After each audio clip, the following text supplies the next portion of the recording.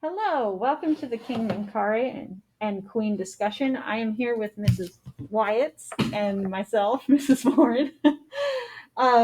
Let's go ahead and let's start off with the title.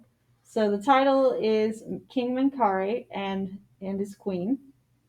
The artists are Egyptian craftsmen, and these would have been once again very skilled craftsmen. The historical period is ancient Mediterranean. And it's important to note as well that this is Egypt. The materials and techniques. So this is carved gray wax stone, which is right here, if you don't know how to spell that.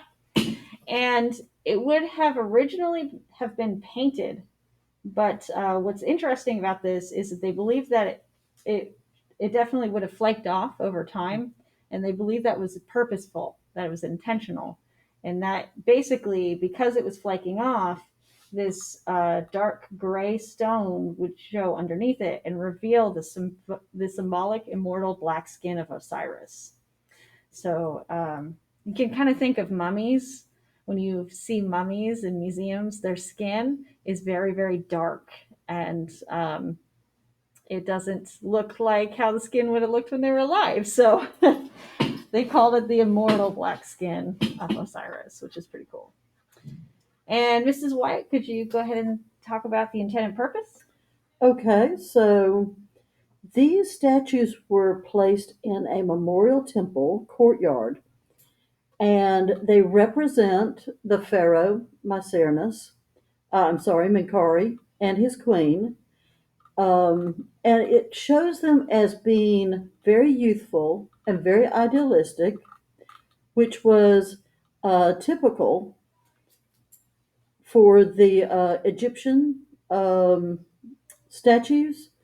However, what's not typical about these is that they have very individualistic faces. So it's not just that everybody looked alike. This very much looked like they would have looked.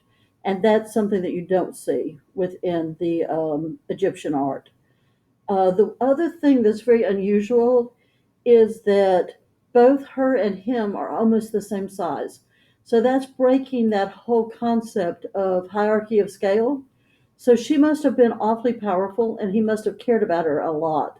The other clue that we have that they cared about each other is in the way that she's touching him. So if you look at her, she's very lovingly embracing him. Um, our patron for this one, King Menkaure, would have been the person who had this done. And then the audience would be people who visited the temple memorial courtyard. And that about does it. Thank you so much for watching, and I hope that you enjoyed.